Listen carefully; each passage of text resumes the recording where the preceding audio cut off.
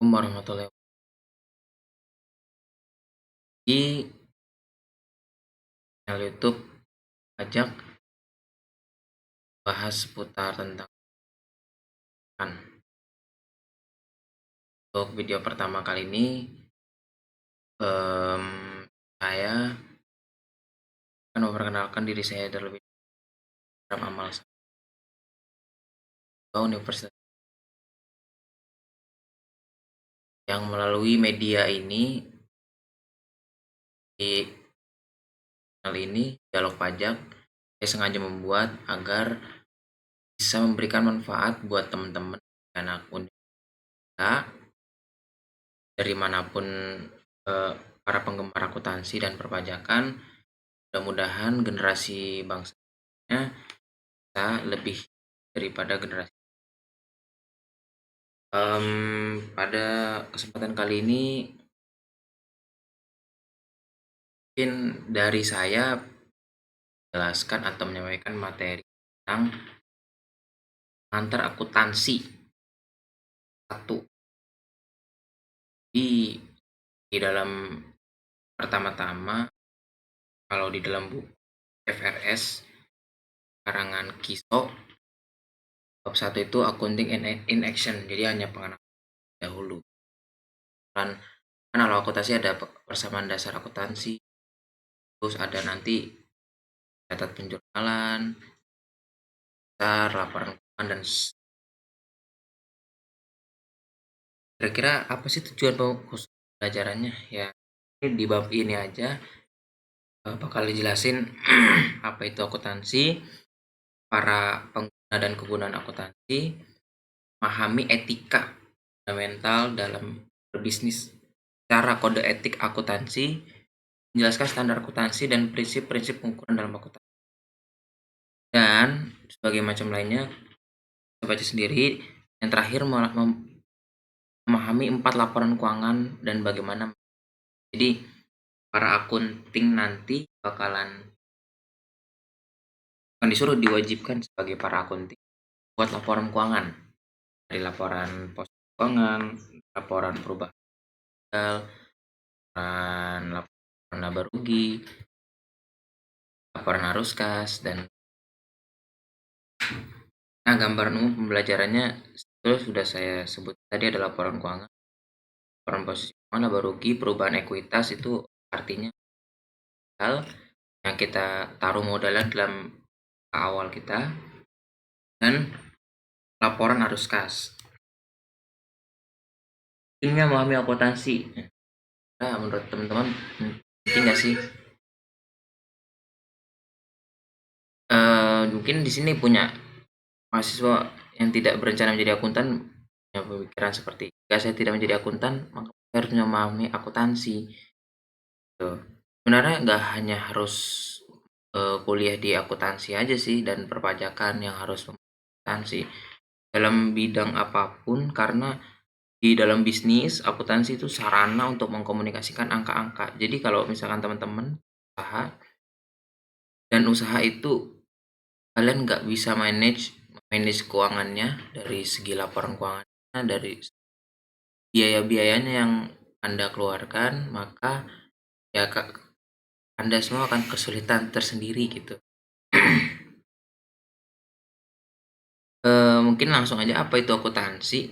Akuntansi terdiri dari 3 aktivitas utama. Yang pertama itu mengidentifikasi, kedua itu mencatat, atau yang sering kita bilang itu menjurnal, mengklasifikasikan antara akun-akun, dan mengikhtisarkan. Yang ketiga itu mengkomunikasikan atau melaporkan kejadian ekonomi dari suatu entitas kepada pihak yang berkepentingan. Mengidentifikasi itu seperti kalau misalkan ada kejadian ekonomi pada perusahaan dagang, misalkan kita membeli barang dagang, menjual barang dagang, membayar upah, bayar utilitas, membayar sewa, membeli perlengkapan, membeli peralatan, dan entitas itu mengidentifikasi kejadian ekonominya. Dia mempengaruhi aset, liabilitas, atau ekuitas. Nih teman-teman, jadi kalau aset itu harta kita yang kita punya, Kalau liabilitas itu hutang kita, kewajiban kita dalam membayar pinjaman atau hutang lainnya seperti pajak, hutang obligasi, dan lain-lain. Ekuitas itu modal kita yang kita taruh di awal usaha, dan modal itu terdiri dari 3 akun ya, ada kan, ban, dan ada dividen.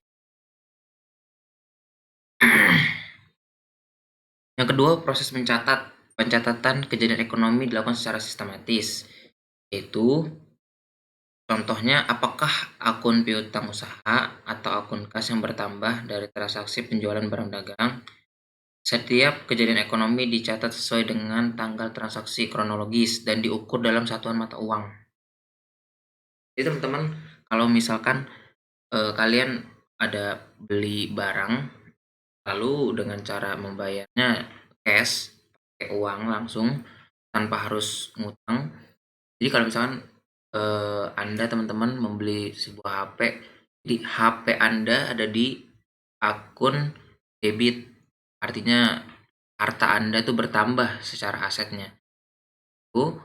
Harta Anda juga berkurang, kas gitu.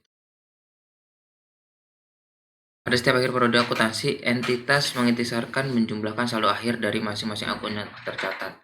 Nah, kalau pada akhir periode akuntansi biasanya sering kita bilang itu besar, teman-teman.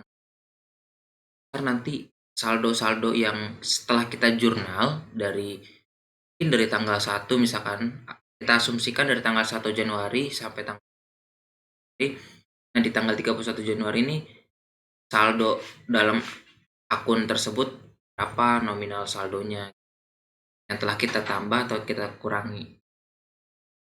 Yang kedua ada mengkomunikasikan. Mengkomunikasikan itu gak jauh beda dari melaporkan ya. Melaporkan kepada para pemangku kepentingan dalam bentuk laporan keuangan.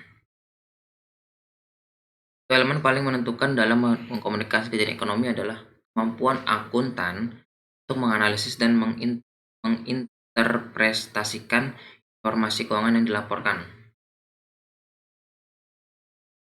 Oke.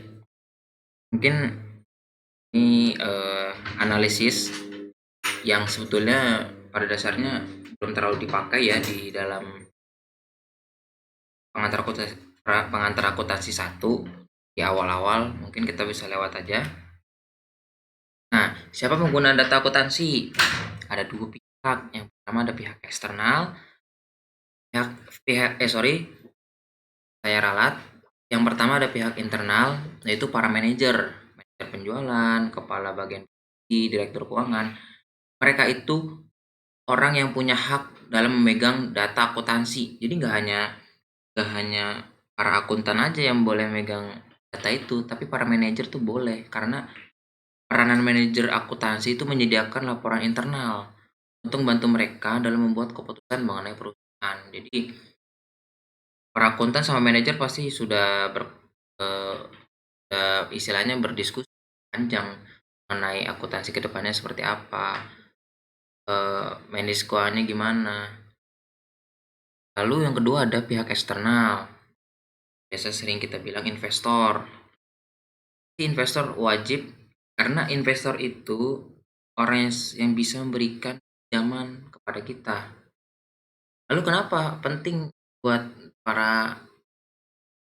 laporan keuangan yang diberikan kepada investor? Karena biar investor tahu bahwasanya laporan keuangan kita tuh dalam keadaan rugi atau dalam keadaan laba atau bisa bilang untung gitu.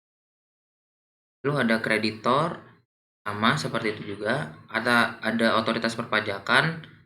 Kalau teman-teman tahu tentang petugas pajak, jadi petugas pajak juga sama boleh megang data akuntansi kita dalam menghitung laporan perpajakan. Pelaku etika dalam akuntansi ya, adalah tindakan seseorang yang dinyatakan sebagai salah atau benar, terpuji atau tercela, wajar atau tidak wajar. Apa yang terjadi ketika para pihak mengambil keputusan mengandalkan laporan yang disajikan secara tidak jujur oleh akuntan perusahaan? Nah, ini banyak banget nih para akuntan perusahaan yang tidak jujur Kenapa mereka nggak jujur? Karena mungkin biar dia dapat duit lebih, dia bisa menggelapkan uang lebih. Nah, para pengambil keputusan akan terjebak dalam mengambil keputusan yang keliru. Karena itu, orang akuntan harus mempertahankan prinsip-prinsip etika. Nah, ini teman-teman, standar akuntansi. Kalau di akuntansi itu ada SAK, namanya standar akuntansi keuangan. Jadi, untuk menjamin kualitas laporan keuangan, maka laporan keuangan yang sesuai dengan standar akuntansi gitu ya. Misalnya Dewan Standar Akuntansi Keuangan (DSAK) dari IAI, Ikatan Akuntansi Indonesia, dengan menetapkan standar akuntansi keuangan (SAK) umum (MKM) etap jadi SAK entitas privat di tahun 2025 ya. Di tahun ke depan ini bakal jadi sudah ditetapkan. Biasanya kan kalau kita pakai yang ada di kedua ini ada International Accounting Standard Board menetapkan International Financial Reporting Standard. Nah, yang di dalam buku ini, di dalam PPT ini, yang kita pakai itu adalah International Financial Reporting Standard. Kita masih pakai yang internasional, masih di luar ya.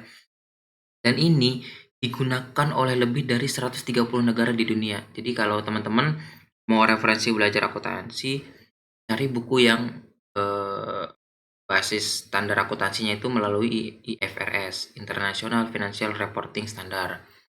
Lalu ada Financial Accounting Standard Board atau sering kita bilang FASB, menetapkan Generally Accepted Accounting Principle atau sering kita bilang GAAP, digunakan oleh sebagian besar perusahaan di Amerika ya.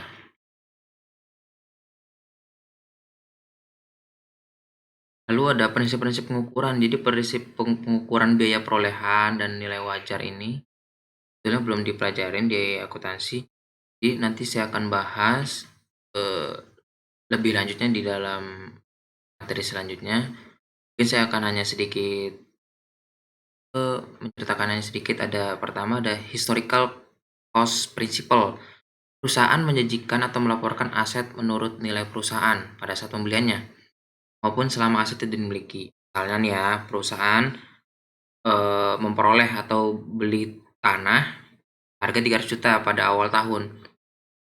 Pada akhir tahun, aset itu telah meningkat harga pasarnya menjadi 400 juta. Dengan menggunakan prinsip historical cost, maka tanah itu tetap dilaporkan senilai 300 juta pada akhir tahun. Jadi, tanah itu tetap dilaporkan sebesar 300 juta walaupun harga pasar nilai jualnya itu sudah 400 juta. Yang kedua ada fair value principle. Perusahaan menjanjikan atau melaporkan aset dan liabilities utang menurut harga wajar atau harga pasar pada tanggal pelaporan keuangan. Jadi kalau misalkan tadi tanah tadi kan tetap diakuinya 300. Kalau pakai prinsip pengukuran fair value principle, maka yang diakuin adalah 400. Nah, ini teman-teman ya. Persamaan akuntansi yang bakal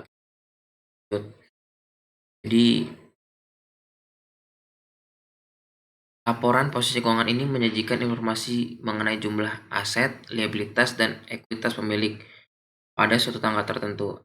Laporan hasil usaha memuat informasi mengenai penghasilan atau keuntungan dan beban atau kerugian. Ya, teman-teman, aset itu adalah sumber daya yang dimiliki oleh entitas bisnis. Misalkan teman-teman punya laptop, punya uang, piutang, seperti itu, punya perlengkapan, hak paten, hak cipta, merek dagang, terus punya biaya dibayar di muka, tanah, asuransi dibayar di muka. Tapi kalau kita bahas sekarang mungkin saya akan lebih pakai akun-akunnya pakai bahasa Inggris ya teman-teman. Seperti cash, ada prepaid expense, equipment, buildings, supplies, land, copyrights, dan lain. Lalu ada liabilities. Liabilities itu kewajiban kepada pihak kreditor. Misalkan ya teman-teman punya utang dalam bangun bisnis kan mungkin teman-teman nggak ada modal jadi berhutang dulu nih awal-awal gitu kan. Nah, utang itu biasanya kita klasifikasikan akunnya adalah akun payable atau utang usaha. Ada lagi notes payable atau wesel bayar yang sering kita bilang utang wesel. Dan utang upah. Utang upah apa sih? Utang upah dan gaji misalkan. Itu wage and salaries payable. Lalu misalkan ada kas yang diterima sebelum jasa dilaksanakan, itu juga merupakan utang ya, untuk melaksanakan jasa misalkan. Komitmen untuk menyelesaikan jasa di masa depan ini diidentifikasikan dengan judul pendapatan diterima di muka. Unearned revenues, itu klasifikasinya tetap pada kritis ya teman-teman. Jadi contoh pendapatan diterima adalah penerimaan kas oleh perusahaan percetakan atas pesanan buku di perguruan. Jadi kasnya udah diterima, cuman pekerjaannya belum selesai gitu. Jadi kalau ketika pekerjaan selesai baru pendapatannya boleh diakuin teman-teman. Itu ada ekuitas pemilik, saya bilang ya modal gitu kan. Hak pemilik atas aset dari suatu entitas bisnis setelah seluruh utangnya dibayarkan.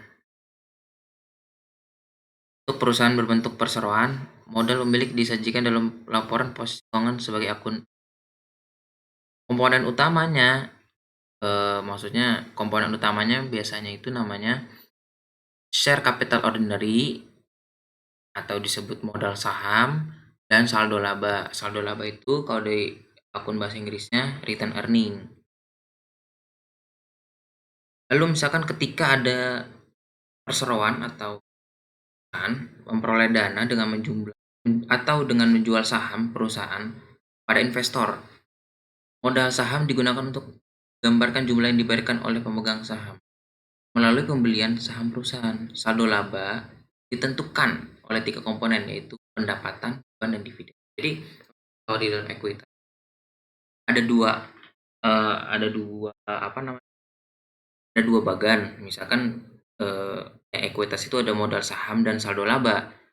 Di modal saham itu tidak ada bagan lainnya.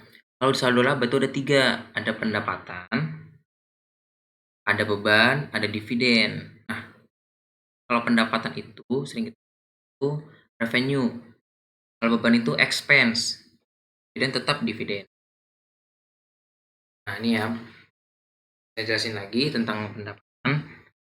News itu adalah kenaikan dalam ekuitas pemilik sebagai hasil dari penjualan jasa atau barang kepada pelanggan. Nah, kan kita menjual barang atau jasa kepada pelanggan. Saya menjual barang, contohnya barangnya itu misalkan HP 100.000 misalkan ya. Lalu dibelinya secara tunai sama pembeli. Artinya akunnya yaitu kas pada pendapatan. Jadi kas kita bertambah di debit sebesar 500.000, pendapatan kita juga diakuin kredit. Contohnya ada pendapatan komisi, pendapatan sewa, pendapatan jasa, penjualan ya mas. Lalu ada beban expense. Jadi kalau beban itu harga dari aset yang dikonsumsi sama kita pakai barangnya atau jasa yang digunakan dalam proses menghasilkan pendapatan. Misalkan ya, beban itu bersifat mengurangi ekuitas pemilik. Contohnya beban upah. Misalkan kita harus membayarkan gaji kita kepada karyawan kita. Kita punya beban nih. Kita harus mengeluarkan kas nantinya mungkin di periode pembayaran. Ada beban sewa, kita memiliki bangunan, perusahaan, dan bentuknya dalam keadaan sewa atau ruko, jadi kita harus bayar lagi beban sewanya. Ada beban utilitas, seperti beban utilitas itu kayak ada beban air, listrik, telepon, gas, dan lain-lain. Lalu ada beban perlengkapan, dan itu semua itu dijadikan beban untuk mengurangi harga dari aset yang dikonsumsi ya. Yang saya tebel ini warna merah, mengurangi harga dari aset yang dikonsumsi atau jasa yang digunakan dalam proses menghasilkan pendapatan. Jadi ini proses ini kan menghasilkan pendapatan semua ya teman-teman, dari gaji segala macam untuk mendapatkan ya keuntungan, maka kita harus mengeluarkan juga beban dari yang kita konsumsi atau jasa yang digunakan. Lalu ada dividen. Dividen itu pendistribusian kas atau aset lain kepada pemegang saham.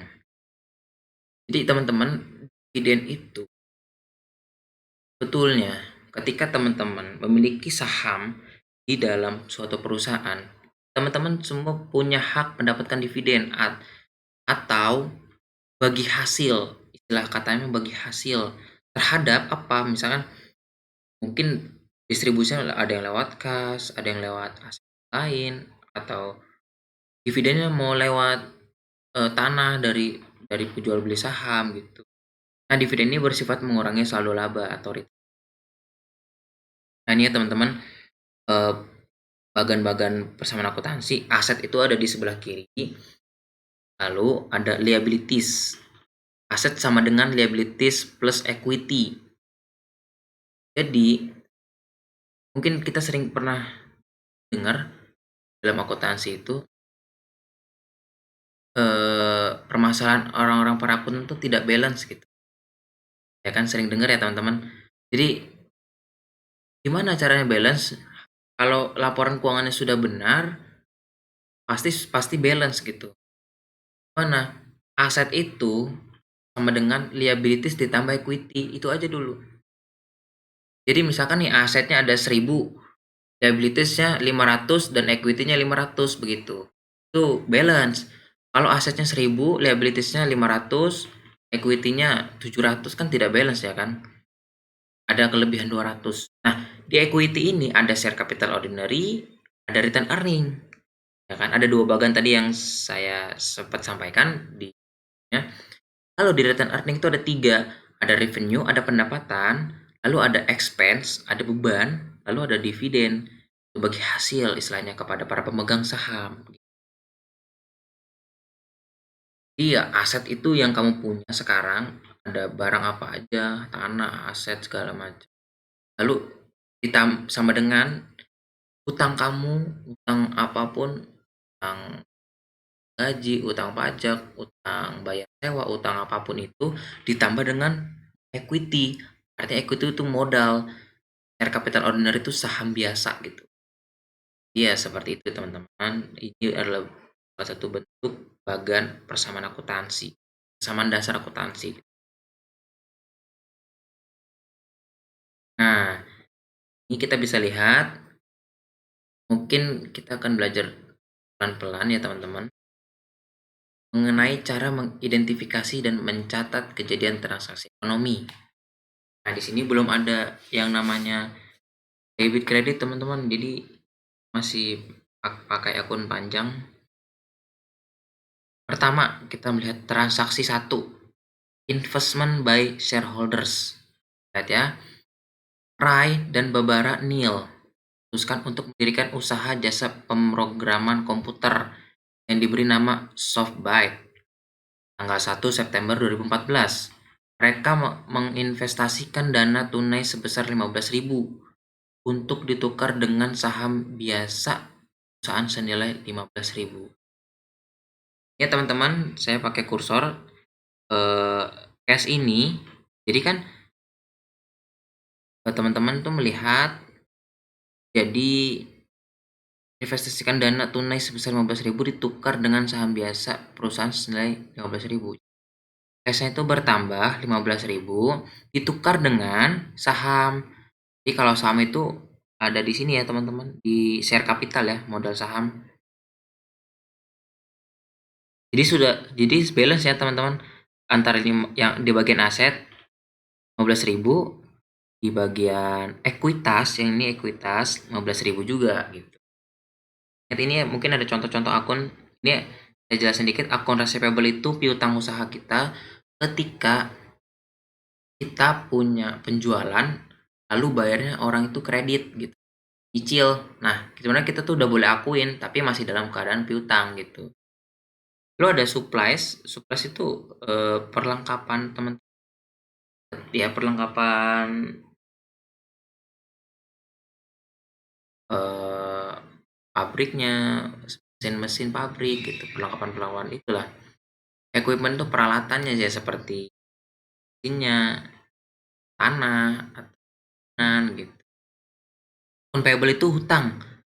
Akun payable itu artinya utang usaha ya teman-teman.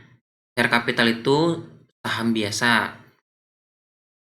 Revenue itu pendapatan, expense itu beban, dividen itu ya dividen itu bagian gitu ya bagi para pemegang saham. Nah ini sudah betul ya. Jadi Rai dan Babaranil mereka menginvestasikan dana tunai sebesar 15.000. Jadi dia menambahkan dana 15.000 di dalam cashnya dia, di dalam jurnalnya dia ya, laporan keuangannya, dan ditukar dengan saham biasa. Ini 15.000. Jadi sama-sama nih sudah balance ya teman-teman. Oh, di asetnya 15.000, di sini 15.000. Lalu transaksi kedua itu ada SoftBank membeli peralatan komputer secara tunai 7.000. Jadi peralatannya itu harus bertambah teman-teman. Kenapa? Karena peralatannya kan peralatan itu kan ditambah nih di equipment nih ya. Nah, kalau ditambah artinya tidak di dalam kurung. Dia membelinya secara tunai. Kalau tunai itu berarti langsung pakai kas. Berarti kasnya digini ditutupin. Artinya dikurang. Dia berkurang kasnya 7.000. Tapi equipmentnya bertambah 7.000, teman-teman. Kalau dia bayarnya secara kredit gimana? Kalau dia bayar secara kredit, artinya dia bertambah di akun payable. Lanjut. Tiga ada purchase of supplies on credit. Nah, ini nih tadi saya bahas tentang caranya membeli secara kredit ya atau berhutang. SoftBank membeli kertas dan perlengkapan untuk keperluan beberapa bulan senilai 1.600. Pembelian dilakukan secara kredit kepada Acme Supply Company. Dia membeli keperluan nih, keperluannya berupa apa? Supplies, artinya perlengkapan gitu. Perlengkapan berarti ditaruh nih, kan dia bertambah ya perlengkapannya ya, 1.600 ya. Dalam bentuk apa? Dalam bentuk kertas dan perlengkapan. Dia belinya secara kredit, artinya dia beli secara berhutang. Jadi kasnya nggak berkurang, akun receivable nggak berkurang, tapi akun payable-nya bertambah. Hutangnya bertambah, teman-teman. Jadi kalau ini kan sama-sama balance ya, nggak mungkin dong di payable ini dikurung karena berkurang kalau dikurung gitu. Transaksi keempat yaitu ada service provided for cash atau SoftBank menerima kas dari pelanggan jasa pemrograman telah diberikan teman-teman. Jadi misalkan ya teman-teman, saya buka jasa benerin program, lalu setelah selesai programnya itu saya dikasih duit sebesar 1.200. Jadi kan cash saya bertambah ya teman-teman, 1.200. Lalu apalagi biar balance, maka yang balance itu dimasukkan ke dalam revenue, artinya pendapatan yang sudah boleh diakuin gitu. Kan nggak mungkin bertambah di liabilities atau modal saham, kan nggak mungkin ya. Tambah di expense atau dividen nggak, karena dia pendapatan, dia udah menerima pendapatan dari jasa pemrogram. Lalu ada purchase of advertising on credit ya. SoftBank menerima tagihan senilai 250 dari Daily News untuk iklan tapi menunda pembayarannya sampai suatu tanggal tertentu. Jadi teman-teman, SoftBank itu menerima tagihan untuk iklan. Tapi dia itu kan udah menerima tagihan, tapi dia menunda pembayarannya. Nah itu teman-teman.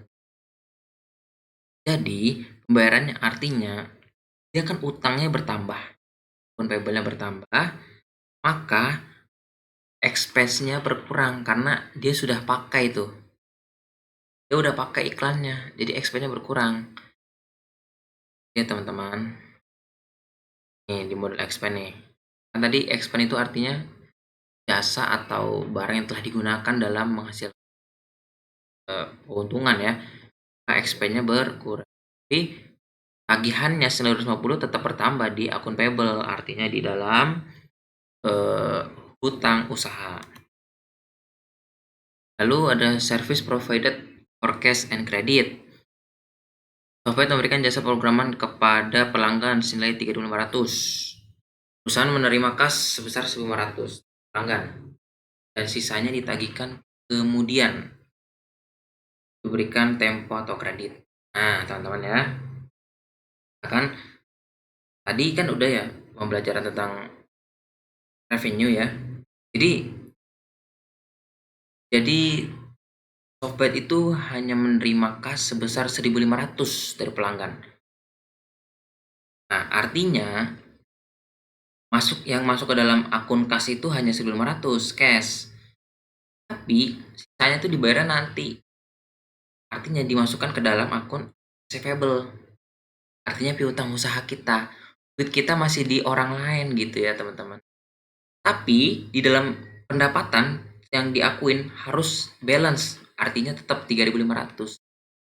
Nah, piutang usaha itu kita jual barang, misalkan jual barang harga juta dibayar 500. Nah, 500 itu hak kita tapi kita catat di dalam akuntansi gitu, teman. Lalu ada payment of expense. Nah, Softbank membayar beban-beban berikut secara tunai di bulan September. Kan ada store rent, artinya itu beban sewa toko sebesar 600, ada salaries and wage of employees, dan ada utilities, beban tas gitu. Kan Softbank membayar ya beban-beban ya. Beban-beban itu kan tadinya ada 600, ada 900, ada 200, lalu bayar pakai cash. Karena dibayarkan secara tunai kan nggak, kalau dibayarkan secara tunai artinya akun cash ini berkurang 1.700. Kenapa 1.700? Karena total dari 600, 900 dan 200 adalah 1.700. Jadi kasnya berkurang untuk mengurangi beban. Kasnya berkurang untuk membayar beban-beban. Nah, gitu. Katanya mah untuk membayar beban-beban. 600, 900 dan 200.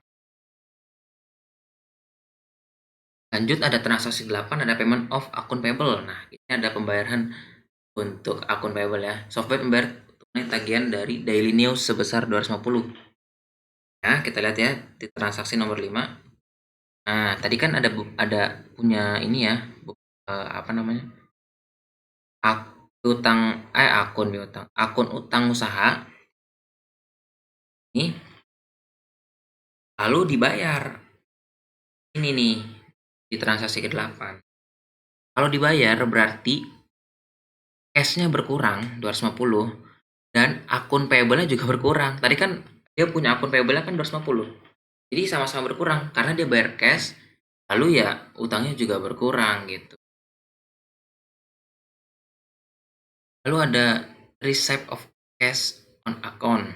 Ya, Softbank menerima kas dari pelanggan senilai 600 atas penagihan yang telah dilakukan sebelumnya. Ini transaksi nomor 6. Oke, kita lihat transaksi nomor 6. Nah, di sini ada akun receivable-nya itu sebesar 2.000, teman-teman. Jadi, ternyata yang baru diterima cuma 600. Padahal masih ada 6.000, nggak apa-apa. Jadi cash-nya bertambah 6.000 karena dia menerima uang kan. Lalu akun receivable-nya harus berkurang. Lalu ada dividen. Perusahaan membayar dividen tunai sebesar 1.300. Nah, ini ya teman-teman. Jadi kalau pembayaran dividen itu kepada para pemegang saham gitu. Jadi dia membayar dividen tunai kepada misalkan para komisaris atau pegawai pada para pemegang saham. Dia bayar lewat cash sebesar 1.300 gitu. Maka dividennya pun berkurang sama sebesar 1.300. Nah, ini tadi kita mengisahkan kejadian transaksi ekonomi ya. Yang tadi transaksi-transaksi kita di sini. Dia ada cash 15.000, ada share capital 15.000. Terus ada minus 7.000, plus 7.000. Ya, mungkin teman-teman bisa lihat di ya.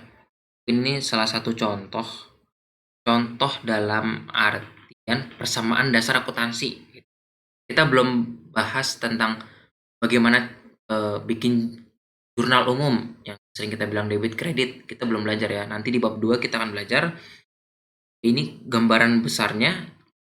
Jadi teman-teman bisa dipelajarin ini materinya. Mudah-mudahan bisa bermanfaat lah. Mungkin kalau misalkan apa ini isu shares, shares itu adalah pembagian saham, service revenue itu adalah nih revenue di kolom revenue adalah pendapatan jasa. Nah, service itu jasa, revenue itu pendapatan. Nah, ini advertising ya. Expand. Jadi advertising expand itu adalah beban iklan ya. Kita punya naruh iklan di mana, jadi kita harus bayar beban iklannya gitu. Service revenue tadi itu pendapatan jasa. Rent expense itu beban sewa, kita punya atau tempat, kita harus bayar sewanya. Salaries dan atau wages expense. Nah, itu artinya gaji atau upah, beban gaji ya, beban gaji atau upah ya, teman-teman. Udah utilitas expense itu artinya beban lain-lain gitu, seperti beban air, telepon, listrik, ya apapun itulah buat transportasi dan gitu bagaimana ya. Terakhir ada dividen nih. Dividen itu ya saya bilang tadi yang pembagian kepada para pemegang saham. Nah, ini teman-teman, kita lihat ya, dari transaksi yang sebelum-sebelumnya, semua ketika ditotalin, maka aset sama dengan liabilities plus equity. Nih, total aset nih, di total ada 18.050. Lalu, liabilities plus equity harus sama, 18.050, harus begitu. Kalau aset dengan akun yang di sini tidak sama, nih, yang total ini tidak sama, maka itu tidak balance, itu artinya salah, pelaporan keuangannya tidak betul gitu ya teman-teman. Jadi begitulah gambarannya, ini namanya persamaan dasar akuntansi.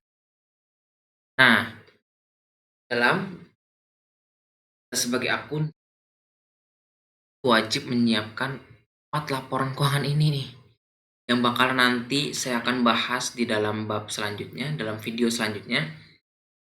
Yang pertama tuh ada income statement, teman-teman. Income statement itu artinya laporan laba rugi.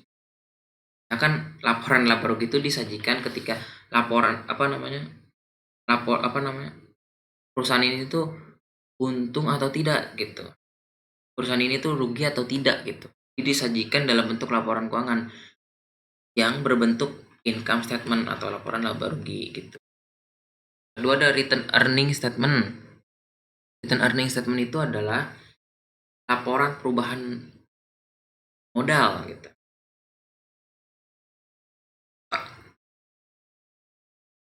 Artinya perubahan modal itu artinya modal awal kita taruh modal misalkan 500 juta.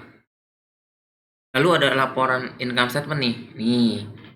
Nah, di income statement ini laba. Jadi bisa ditambah dengan keuntungan laba yang tadi. Modal awal ditambah laba. Jadi modal akhir gitu ya kan. Ini return earning statement ini laporan perubahan modal kita. Income statement laporan laba rugi kita.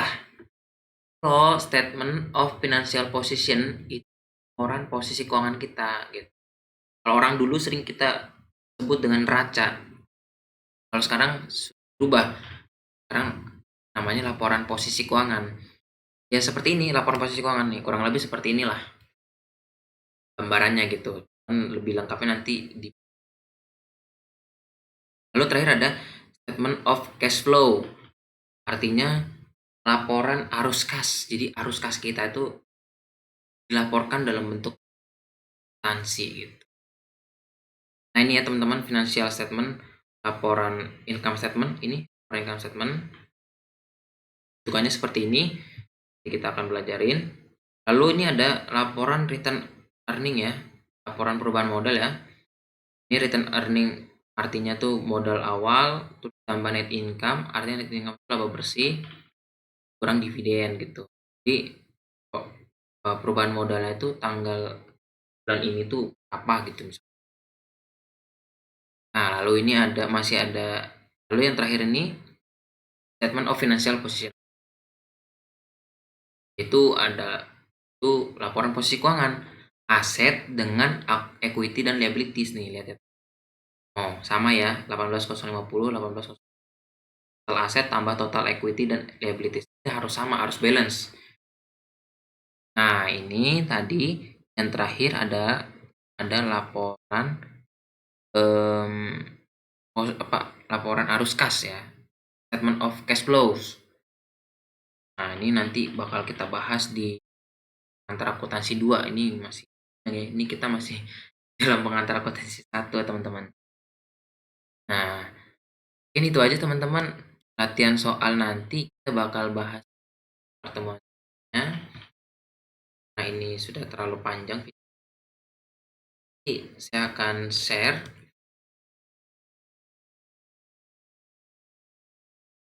materinya di dalam deskripsi, teman-teman. Mudah-mudahan apa yang saya sampaikan bisa bermanfaat buat teman-teman.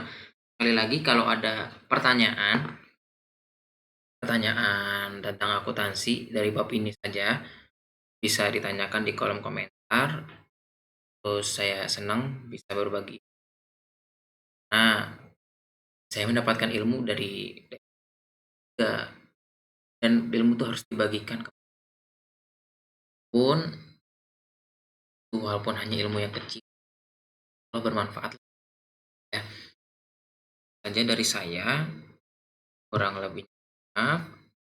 Nah, kalian ingin mendapatkan notifikasi informasi lebih lanjut, kalian channel ini atau ya, mudah-mudahan kalian juga bisa men-share video ini kepada teman-teman anak akuntansi, anak perpajakan, dan lain-lainnya untuk bisa mempelajari akuntansi. Mungkin video selanjutnya saya akan membahas pengantar akuntansi 1 bab 2, yaitu membuat jurnal umum ya, teman-teman. Gitu aja sih saya sampaikan, teman-teman. Kurang lebihnya mohon maaf. Wassalamualaikum warahmatullahi wabarakatuh.